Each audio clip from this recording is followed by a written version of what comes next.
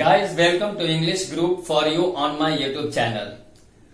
आज का हमारा टॉपिक है पंक्चुएशन में कोलन और एपोस्ट्रोफी। तो चलिए हम बात करते हैं कि कोलन क्या है और एपोस्ट्रोफी क्या है।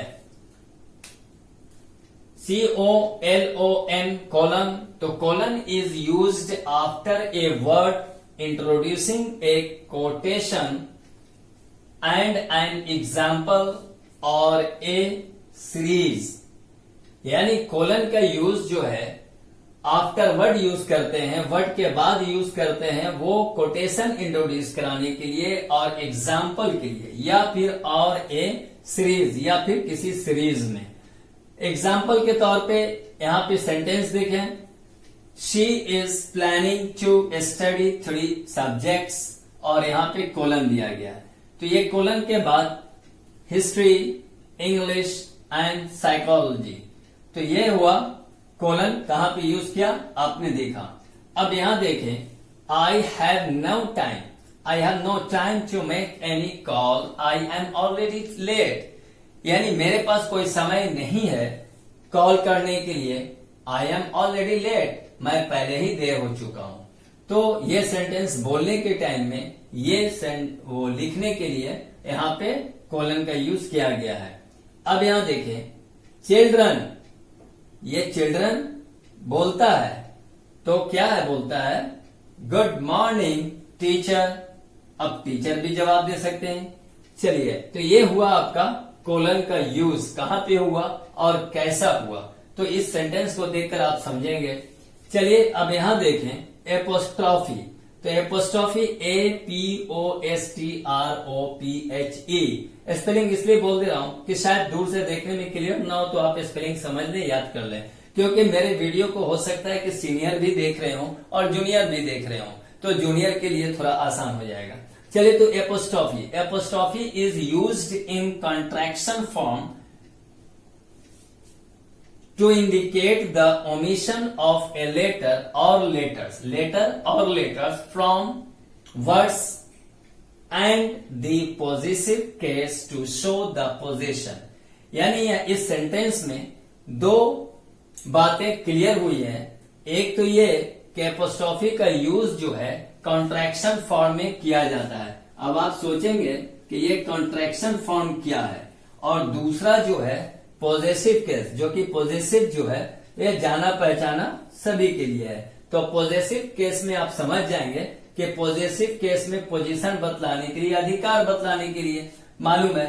तो चलिए कॉन्ट्रैक्शन फॉर्म पे पहले बात कर लें कि कॉन्ट्रैक्शन फॉर्म क्या होता है, जबकि ये टॉपिक और ये चैप्टर इसका नहीं है, फिर भी यहाँ पे आया, मैं समझा दूं। तो कॉन्ट्रैक्शन फॉर्म उस वर्ड को कहते हैं कि जिस वर्ड से, यानी फुल वर्ड जो होगा, कंप्लीट वर्ड होगा, उसमें से एक लेटर या 2 लेटर को ओमिशन कर दिया जाता है, हटा दिया जाता है, और उस 2 लेटर के बदले में ऊपर की तरफ कॉमा के जैसा दिखने वाला, यानी इस तरह का लगाते हैं।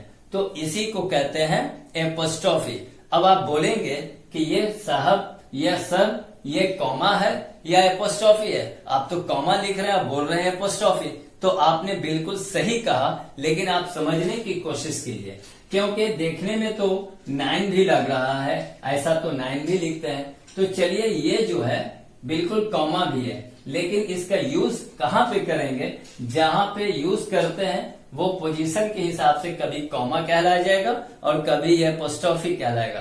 तो चूंकि हम जो बात कर रहे हैं एपोस्ट्रोफी की, कॉमा की नहीं, शक्ल एक ही जैसा है, कॉमा और एपोस्ट्रोफी का, जगह बदल जाएगा। जैसे कोई व्यक्ति अगर आपके घर में आता है पढ़ाने के लिए, तो आप उसको सर या टीचर कहेंगे कि ही इज माई टीचर। लेकिन वही आपके टीचर पार्ट टाइम में जाकर किसी ऑफिस में अकाउंट संभालते हो या फिर कंप्यूटर पे डिजाइनिंग करते हो, तो वहां का मालिक उन्हीं को टीचर और सर नहीं कहेगा, बल्कि उनको कहेगा मेरा कंप्यूटर ऑपरेटर है, डिजाइनर है।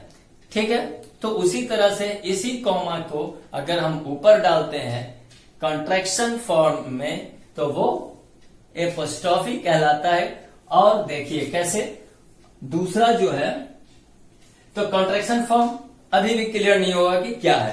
तो कॉन्ट्रैक्शन फॉर्म वो शॉर्ट फॉर्म वर्ड का होता है। जैसे अगर बोलना है आई विल, तो I will go, I will help you, लेकिन आई विल को कॉन्ट्रैक्शन में बदलना है। विल पूरा नहीं बोल के आइल बोलते हैं, लिखते भी है। स्पोकन इंग्लिश में कॉन्ट्रैक्शन फॉर्म ही ज्यादा यूज करते हैं। ऐसा नहीं बोलते हैं कि मैं नहीं जाता हूं तो आई डू नॉट गो, कोई नहीं बोलता I don't go, I don't want. तो इस तरह का यूज करते हैं। I, you, I'd, I will, I won't, I can't, I shan't, इस तरह का यूज करते हैं। तो ये वॉन्ट, कांट, डोंट, डजंट, ये सब हैवेंट, ये सब क्या हो गया कॉन्ट्रैक्शन। तो हैव नॉट, तो हैवेंट, एन के बाद ओ होना चाहिए, एनओटी, ओ गायब कर दिया और वहां पे ऊपर में ओ की जगह पे ऊपर में एपोस्ट्रोफी डाल दिया, इन कॉमा जैसा। चलिए, तो contraction form.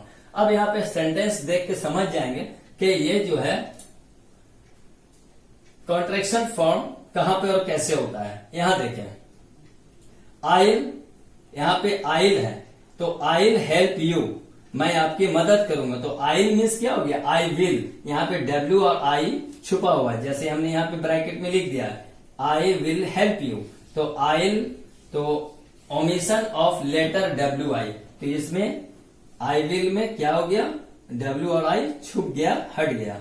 I do not, अगर हम आई डू नॉट लिखते हैं लेकिन ओ हटा दिया तो एन टी लिखा, तो एन और टी के बीच में ओ होता है, एन ओ टी नॉट, तो ओ हटा करके ऊपर में एपोस्ट्रोफी लिखा, इसी कॉमा का नाम एपोस्ट्रोफी, ऊपर लग गया। तो उसी तरह से इसमें क्या हट गया ओमिशन ऑफ लेटर ओ, यानी एनओटी, एनओटी, तो ओ को हटा के एपोस्ट्रोफी लगा दिया, तो ये हो गया I don't.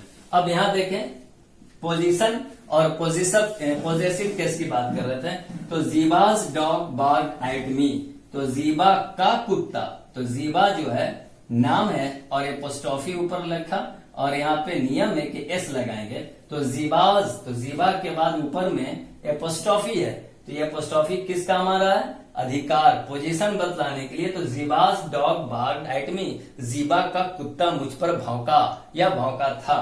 Girls voice is sweet, लड़कियों की आवाज मीठी होती है, तो गर्ल्स के बाद एपोस्ट्रोफी यूज किया, तो लड़कियों की आवाज, तो यहाँ पे एपोस्ट्रोफी है। तो गाइस, मैं समझता हूं कि जो कुछ मैंने समझाने की कोशिश की है इस वीडियो में, उम्मीद है कि आपको पसंद आया होगा वीडियो। अगर पसंद आया तो लाइक और शेयर जरूर करें। Thank you for watching my video.